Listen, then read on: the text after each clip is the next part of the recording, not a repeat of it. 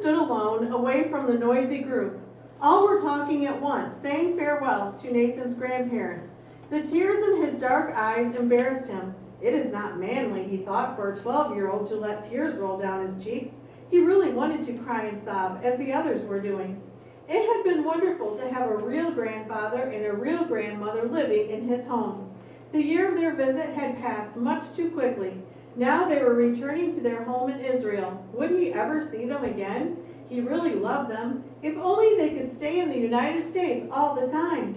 In the excitement, Nathan seemed to have been forgotten until his grandfather observed him and motioned for him to join the group.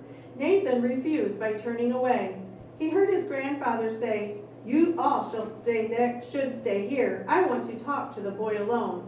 No one should follow me." Nathan could hear his grandfather walking toward him. He watched people who were staring at grandfather.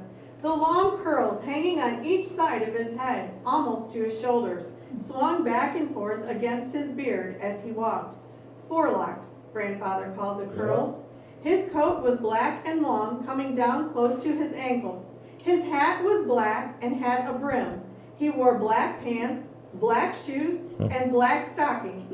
His shirt was white, but he wore no necktie.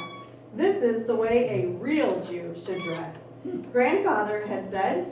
If this were so, Nathan wondered, why didn't his father and other Jewish men in the United States dress this way? Now grandfather's arms were around him, and Nathan heard him say, "My Kaddish, why is it you do not stay with the family to say goodbye, eh?" Nathan lifted his eyes, and grandfather saw the big tears on Nathan's cheeks. "Just cry it out, boy. Don't be ashamed. Jews are not ashamed of tears. Only a weak man is ashamed. Don't you see mine, eh?" With arms around each other, the two wept without shame. Then grandfather said, "Nathan, you will soon be a man, so I should tell you a secret. I know you can keep secrets from leaving your mouth." Nathan wiped the tears from his cheeks with the back of his hand. He liked secrets, and he liked very much the sound of his grandfather's voice when he said, "You will soon be a man." But he said, "Grandfather, it will be almost a year before I am a man, and you will not be present at my bar mitzvah." Smiling, grandfather said, "But this is part of the secret, my boy. You are sure you can keep a big, big secret?" "Oh, yes, grandfather, I have lots of secrets, like when—" "No, my boy, you should not speak. There is a time only for me to speak. I trust you, my Kaddish. Here, they are calling our plane. Listen, I speak quickly." Nathan's dark eyes grew bigger. He listened, holding his breath, as grandfather said, "The secret is this. I am sure I'll be present at your bar mitzvah." "You will come back for it, grandfather?" "Shh, there's no time for you to speak, boy, only to listen. I have been talking to your father. I think you should have your bar mitzvah at the Wailing Wall in Jerusalem. Why should some other Jewish boys come for their bar mitzvah and my grandson not, eh? Money for this there will be.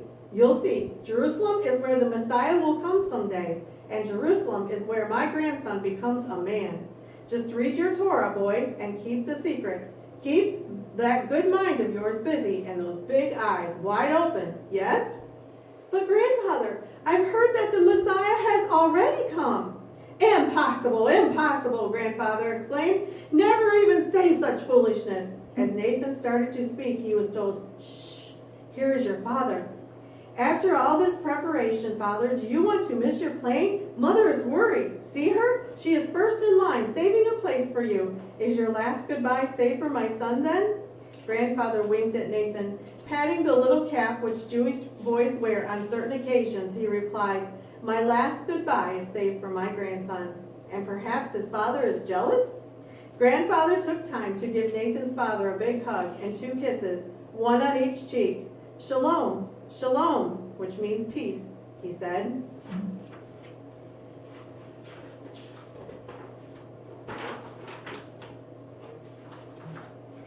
He joined grandmother in the line of passengers waiting to board the plane. The family could hear grandmother scolding him. Her long dress nearly touched the ground, and the full skirt swung when she walked.